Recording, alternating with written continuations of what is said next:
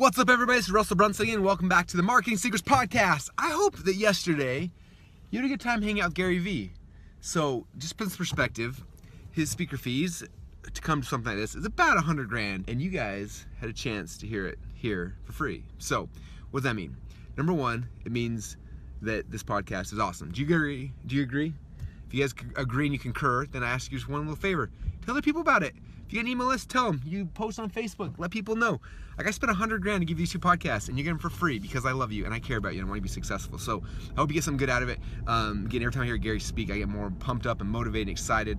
I don't know if he ever gives the tangibles, like here's the steps to do, but that's my role. That's what I do for you guys. So I'll give you the tangible, here's the process, and Gary will get pumped up. So hope that's okay. With that said, we're gonna jump into part 2 of his presentation.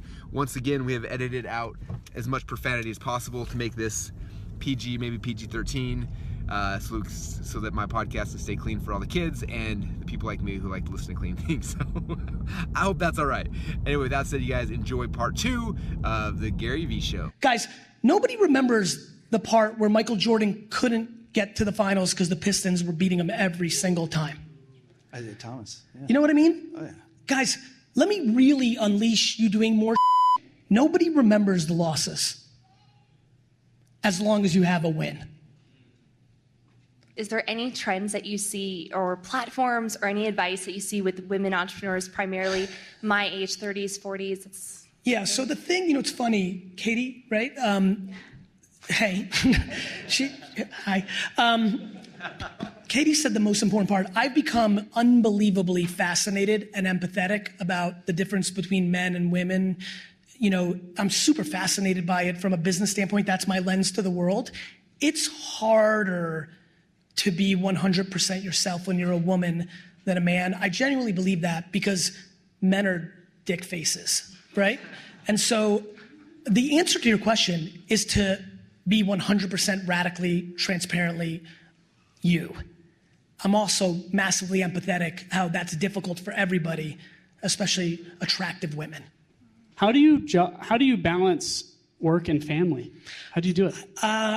By first and foremost, not adhering to the current state of political correctness that everybody here is deployed on me, most of all, right? And second, extremism. I almost took the whole entire month of August off. Like, I go all in, right? When I'm in this, like Monday through Friday, I do not see my kids pretty much at all. 39 weeks of the 52 weeks in a year, just what it is. And then on weekends and 7 weeks, 8 weeks of vacation a year, I'm all in the other way. That's how I do it for me. But that is only uniquely gonna work if me and my partner in crime are aligned on that strategy, audit that strategy every day. By the way, I don't even wanna do it anymore, as now they're 8 and 5 and not 5 and 2. They're just more interesting to be around, So like, for example, I guarantee you in 24 more months, this exact trip, they're here and we go to, we go and see the Grand Canyon or something, so I'm so sad that so many people do certain things in parenting because that's what the other parents think they should be doing. Like, I don't know, I just wanna make a very important statement that I implore every parent in this room understands. Everything that is right in parenting right now by the common standards will not be in 20 years. You're gonna be judged one way or the other.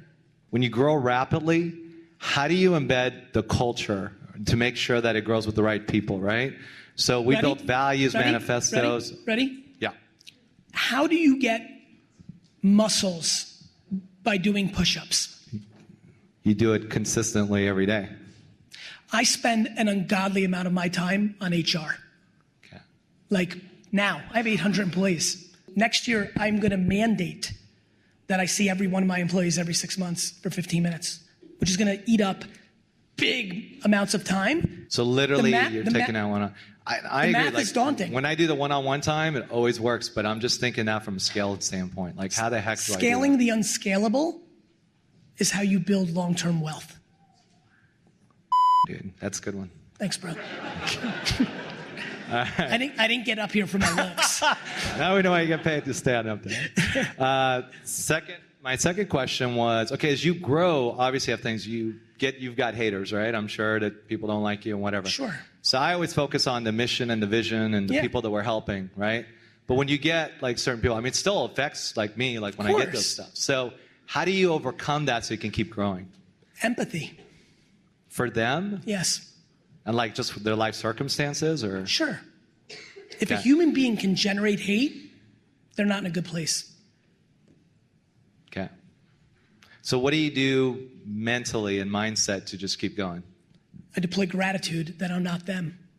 I feel like an entrepreneur on accident, honestly. Okay. And the thing that I love to do is the business that I do that's making me money. But recently I've started being like way more vulnerable about the whole chip on the shoulder thing and like and telling my story. And that's resonating with a lot of people. But that is hard. Like I hate doing that. Like because I'm very introverted. I don't like being out there that much. But that's what seems to be making the biggest impact. I have great news.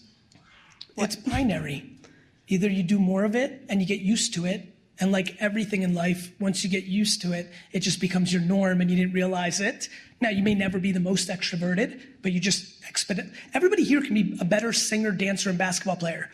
They may not become LeBron, but if you do it every day, you get better. You keep putting yourself out there every day, you'll get better. So you can either choose to do that, or you could say, I don't like it. I'll leave the money on the table because I love the privacy and the private life and not having to engage, and you do that. It's your choice. You're in charge.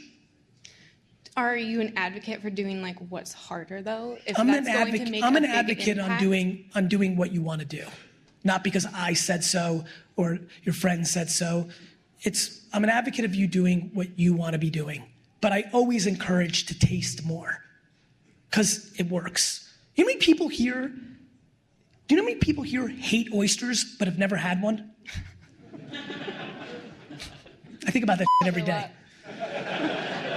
That's how I think about business. Like, you've made a judgment on something, yet you've never done it. I already know you're going to do more of it because you've already done the hardest part, which is you've done it. Just really quickly, is there anything that is hard for you? Like, I know that your mindset, the way that you think about things, you're like, I'm confident, I can do this, but like, is it hard to like get up in the morning sometimes? Or No. Is anything hard at all? Spelling is impossible. I can't read for if I was reading from a teleprompter right now, I would crumble and be out of here. Can't read for like, fencing probably is, hard.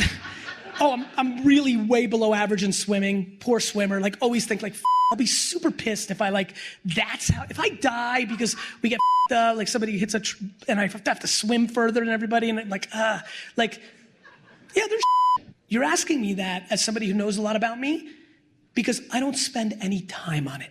Right. We all suck at